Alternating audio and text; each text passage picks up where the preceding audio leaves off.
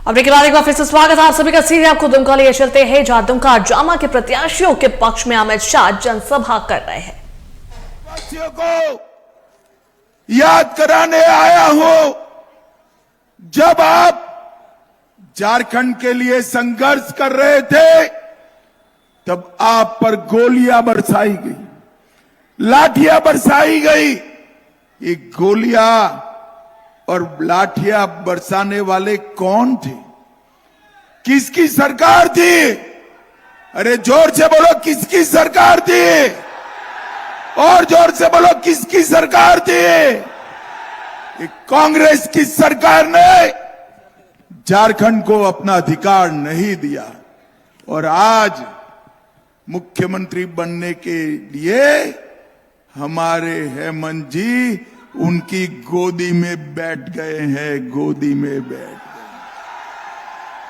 वो भूल गए कि यहां पर सैकड़ों युवाओं ने बलिदान दिया था, लाठियां खाई थी और वो सिर्फ मुख्यमंत्री बनने के लिए कांग्रेस और आरजेडी में इनकी गोदी में बैठे।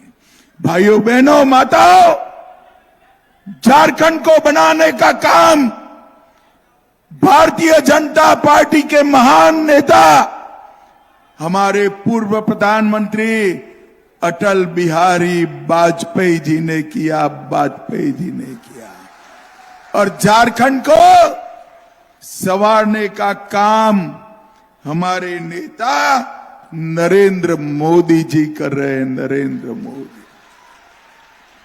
भाइयों बहनों, कल भगवान बिरसा मुंडा की जयंती थी। सराय काले खान एक चौक का नाम है दिल्ली में, वहां भगवान बिरसा मुंडा की प्रतिमा लगाई। हेमंत बाबू इसका विरोध करते, वो कहते हैं कि सिर्फ प्रतिमा लगाने से क्या हो। हेमंत बाबू, मैं आज दुमका की इस भूमि पर हिसाब देने आया हूं। हमारे प्रधानमंत्री जी ने भगवान बिरसा मुंडा और आदिवासियों के लिए क्या किया है। भाइयों बहनों, 15 नवंबर को 2021 में आदिवासी गौरव दिन के रूप में मनाने का काम हमारे नेता नरेंद्र मोदी ने किया, नरेंद्र मोदी। हेमंत बाबू, इसके साथ साथ मोदी जी की अध्यक्षता में एक कमेटी बन रही है और वो कमेटी ये पूरे एक साल को भगवान बिरसा मुंडा की 150वीं जयंती को आदिवासी गौरव वर्ष के रूप में मनाने का काम एक कमेटी करेगी। और आप हमारा हिसाब पूछ रहे हो, मैं कहता हूं कांग्रेस के जवाहरलाल नेहरू से लेकर मनमोहन सिंह तक इतने प्रधानमंत्री हुए, कोई धरती आबा के गांव में गया है भाई? क्या गया है कोई? नरेंद्र मोदी एकमात्र प्रधानमंत्री है जो धरती आबा के गांव में जाकर उनको श्रद्धांजलि देने का, प्रणाम करने का। हेमंत बाबू, आप हमें पूछते हो धरती आबा के लिए क्या किया? धरती आबा का स्वप्न था कि जल, जंगल और जमीन इसकी रक्षा की जाए। हमने इसके साथ साथ सुरक्षा, सम्मान और सम विकास को जोड़ने का काम नरेंद्र मोदी जी ने किया है। आज तक कभी भी देश का राष्ट्रपति आदिवासी नहीं बना था। नरेंद्र मोदी जी ने 75 साल के बाद पहली बार आदिवासी, गरीब आदिवासी की बेटी द्रौपदी मुर्मू जी को महामहिम द्रौपदी मुर्मू बनाने का काम। ये सम्मान नरेंद्र मोदी जी ने दिया है। और भाइयों बहनों, 200 करोड़ की लागत से पूरे देश में 10 आदिवासी म्यूजियम जो इस धरती के हमारे ही वीर आदिवासियों को सम्मान दिलाने का काम करेंगे, वो बनाने का काम हमने किया है। डुमका वालों सुन लो, हर म्यूजियम में सिद्धो कान्हो की मूर्ति लगने वाली है। सिद्धो कान्हो की मूर्ति। भाइयों बहनों, ये सिर्फ आदिवासियों का नाम लेकर, आदिवासियों का वोट प्राप्त कर भ्रष्टाचार करने का काम करे। हेमंत बाबू, हिम्मत है तो ट्वीट कर जवाब देना। यूपीए की सरकार थी जिसको आपका समर्थन था, इसका अंतिम बजट, उसमें आदिवासियों के लिए, जनजातियों के लिए कितना बजट है? भाइयों बहनों, सिर्फ 28,000 करोड़ रुपया। कितना था बोलो तो जरा। और मोदी जी ने इसको बढ़ाकर 1,33,000 करोड़ रुपया करने का काम नरेंद्र मोदी जी ने। डिस्ट्रिक्ट मिनरल फंड 97,000 करोड़, जनजाति विकास निगम विकास मिशन 36,000 गांवों को आगे बढ़ाना और 708 एकलव्य आदिवासी रेसिडेंशियल स्कूल बनाने का काम हमारे नरेंद्र मोदी जी ने किया है। और इसके साथ साथ आदिम जूथों के लिए पीवीडीजी डेवलपमेंट मिशन और छात्रवृत्ति में बढ़ाकर 75,000 करने का काम हमारे नरेंद्र मोदी जी ने किया है।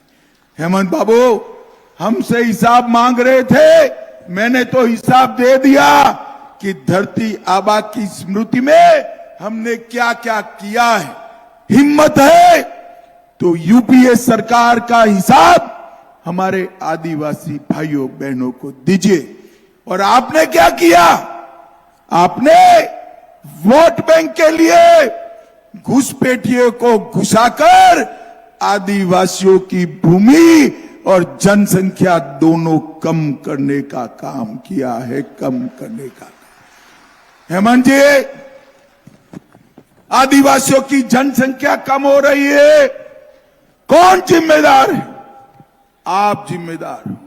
मैं झारखंड के आदिवासी ओबीसी दलितों को बताने आया हूं, झारखंड में एक बार भारतीय जनता पार्टी की सरकार बना दो, हमारे सोरेन और सुरेश मुर्मू को जिता दो, एक एक घुसपैठिए को चुन चुन कर निकालने का काम। ये घुसपैठिए जो आते हैं हमारे झारखंड के युवाओं की रोजगारी छीन लेते, झारखंड के आदिवासियों की बेटियों को दूसरी तीसरी चौथे नंबर की पत्नी बनाते हैं, उनकी जमीन हड़प लेते हैं और इसके साथ साथ उनके साथ अन्याय भी करते हैं। रोटी बेटी और माटी की रक्षा इस हेमंत सोरेन नहीं कर सकते।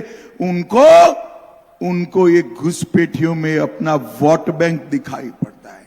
मगर भाइयों बहनों, मैं वादा कर जाता हूं, आप एक बार भाजपा की सरकार बना दो, एक एक घुसपैठिए को चुन चुन कर झारखंड के बाहर निकालने का काम भारतीय जनता पार्टी करेगी। इन्होंने कहा केंद्र सरकार क्या कर रही है, मैं आज इसका भी जवाब देने आया।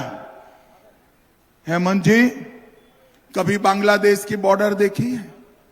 हजारों नाले, बड़ी बड़ी नदियां, जंगल, कई जगह ऐसी है जहां बाढ़ नहीं बन पाई, फेंसिंग नहीं लग पाई, इसलिए वहीं से पैदल चलकर घुसपैठी आते हैं।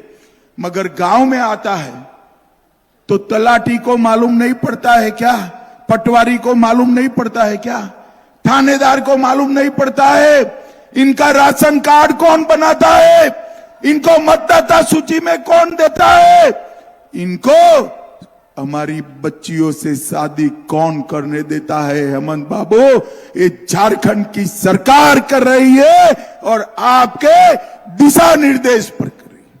भाइयों बहनों, हाईकोर्ट ने ऑर्डर किया है कि घुसपैठियों को चिन्हित करो, मतदाता सूची से इनके नाम काटो और वापिस बांग्लादेश भेजो। ये हेमंत बाबू इसका विरोध करते हैं। हेमंत बाबू जरा भी राम बसा है मन में तो चुनाव के पहले घोषणा करो कि हम हाईकोर्ट के फैसले का पालन करेंगे। आपने तो हाईकोर्ट के फैसले का विरोध किया और सुप्रीम कोर्ट में अर्जी लगाई है, मगर आप चिंता मत करो, हेमंत बाबू की उल्टी गिनती शुरू हो चुकी है, ये जाने वाले हैं। और मैं मेरी झारखंड की बेटियों को, आदिवासियों को और हमारे ओबीसी भाइयों बहनों को कहकर जाता हूं, जितनी भी जमीन कब्जाई है वो सबको भारतीय जनता पार्टी की सरकार एक कानून लाकर उल्टा लटकाकर सीधा करने का काम करे। भाइयों बहनों, मुझे बताओ, आप सभी ने कभी भी 350 करोड़ रुपया एक साथ देखा है क्या? भाई सब लोग बताओ, दीदी लोग भी बताओ जरा, 350 करोड़ रुपया एक साथ देखा है क्या? ये कांग्रेस के सांसद के घर से 350 करोड़ रुपया मिला। ये मंत्री इनके आलमगीर आलम, उनके पीए के नौकर के घर से 35 करोड़ रुपया मिला। झारखंड के युवाओं, मुझे बताओ, ये रुपया किसका है? किसका है? आलमगीर आलम का क्या है क्या? हेमंत सोरेन का है क्या? ये रुपया नरेंद्र मोदी जी ने झारखंड के युवाओं के लिए और माताओं के लिए भेजा है। वो लूट खाया है, इन्होंने लूट खाया।